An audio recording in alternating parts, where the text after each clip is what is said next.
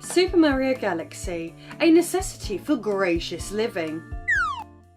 Over time on this channel, I have looked at various infamous bootleg video games, including Super Mario World and The Legend of Zelda: Link to the Past, both for the NES. These instances got me thinking about more modern video games and how iterations of more recent offerings could have looked if they were instead made for simple 8-bit hardware. Thankfully, as usual, the mystical land that is the Information Superhighway had my curiosity covered.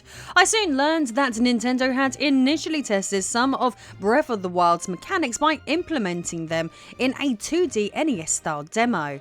Further, we can play 8-bit Mario in certain sections of Super Mario Odyssey, and there is a fantastic fan game out there that functions as an NES-looking version of the Nintendo Switch Classic. Keeping these thoughts in mind, I thought, why not look at how another modern classic Mario game would look if it had been made for the NES. So, without further ado, I am Lady Decade and this is Super Mario Galaxy on the NES. Throughout gaming history, Nintendo's mustachioed gaming icon has continued to provide us with quality gaming experience after quality gaming experience. Regarding this portly plumber's escapades, no games have been quite as out of this world as that of the Mario Galaxy games. The original Mario Galaxy game is often hailed as one of the best in the series. It would receive outstanding critical acclaim for its impressive graphics, innovative gravity mechanics, insane level design, and orchestral soundtrack. The game would receive praise across the board, which makes it no surprise that it is one of the highest rated games ever made. Speaking of highly rated games, let's quickly switch focus to the NES. In 2014, an awesome ROM hack of Super Mario Bros. 3 was created, known as Super Mario Bros. 3 Mix. This large-scale hack contains all new levels, new additions to the soundtrack, new enemies, power-ups and much more. Often considered by many to be one of the greatest ROM hacks ever made, this title is more than worthy of a deep dive on this channel down the line, but today I want to focus on one particularly remarkable aspect of this one. World 7. Yes, that's right, the whole of the 7th world in this grand fan-made adventure is a homage to the greatness of Super Mario Galaxy with 8-bit renditions of the Galaxy soundtrack, scenery, mechanics and more. So let's dive in and take a closer look. Starting on our overworld map, different stages are displayed on different cosmic bodies floating in space, which has been thematically paired with a remix of the hub world theme from Mario Galaxy. Have a listen.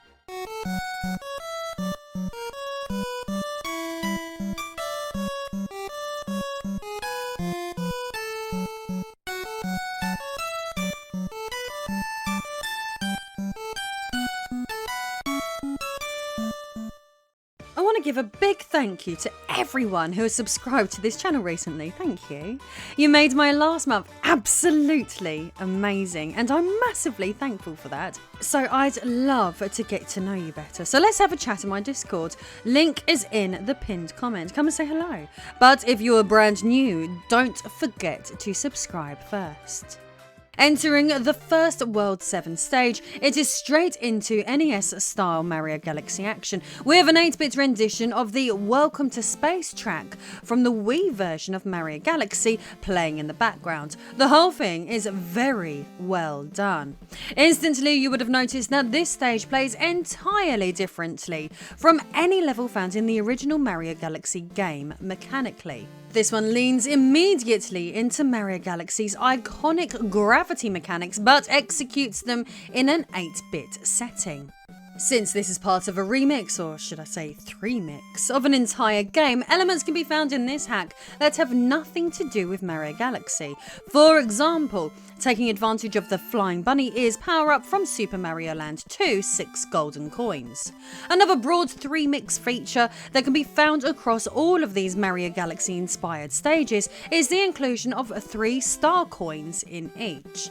Rather than run from point A to point B on each level, gamers can take on the additional challenge of hunting these down through each of the game's stages. In terms of Mario Galaxy, specific features of these stages, in addition to strange gravity, also contain warp stars, the features that we could use in the Wii game to launch us from different celestial objects to different celestial objects. Further, you will notice 8-bit versions of the original Galaxy game's recognisable enemies, including our first sightings of Octoombas within Stage 7-1. Wonderful. More cool elements are brought over from Mario Galaxy on Stage 7-3, and when I say cool elements, I mean that quite literally. This stage includes a new version of the music initially heard in the Freeze Frame Galaxy within the Wii Classic. This level's actual design also seems to have taken all of its influence from such a galaxy. Throughout this cosmic area, players must progress by making their way through slippery, icy areas 1 minute, then need to traverse through boiling hot, lava-filled hellholes the next. An appropriate inspiration is taken from the all-time intergalactic classic throughout these well-designed areas. Moving on to 7-4, if you find the hidden music notes block, it can be used to launch an auto-scrolling section, which can certainly get the heart going when we bring navigating the weird gravity into account. The first castle stage of the 7th world introduces us to more Mario Galaxy themed enemies. In this level's instance, these flying saucer things that need stomping. Speaking of which, rather than fighting Boom Boom as you would typically do in one of these castles in Mario 3, instead players face off against a larger variant of one of these UFOs. They must be stomped on multiple times and launched into the electrical pylons on the battleground. The world overall has quite a large number of stages, so I will be by no means spoiling everything in case you fancy trying this one out for yourself. All I can say is that there is a lot of diversity to be found, with this hack channeling some of the greatness of both Mario Bros 3 and Mario Galaxy simultaneously. That's without mentioning all of the other cool extras such as elements brought over from Super Mario Bros 2 and the Super Mario Land games. Speaking of the Super Mario Land games, the final boss of World 7 seems to have been inspired by the Tatanga fight from the space zone of Mario Land 2.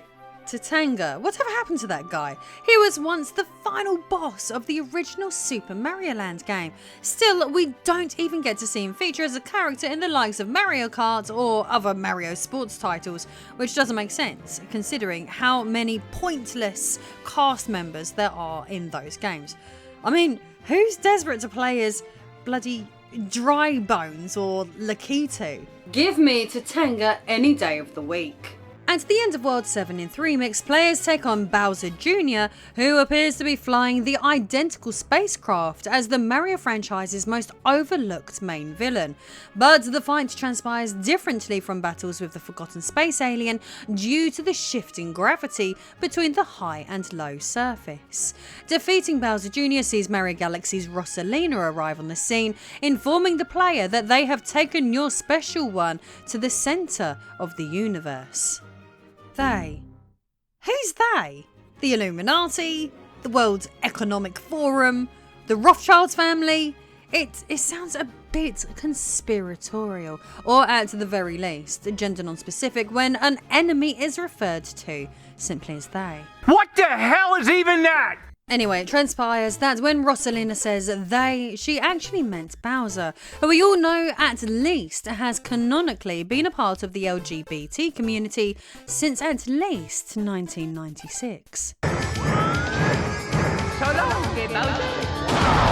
Jokes aside, the Mario Galaxy section of this hack is fascinating and provides a window to see what Super Mario Galaxy could look like on the NES. I hope you enjoyed learning about this Mario Galaxy inspired portion of this beyond awesome ROM hack. If you want to see me make a video explicitly covering Super Mario Bros 3 Mix, please register your interest in the comment section down below. And if you're new here, hitting that subscribe button would be amazing. Join my Discord if you want to chat, and why not look at my upload on the NES style Super Mario Odyssey game. Thanks, bye.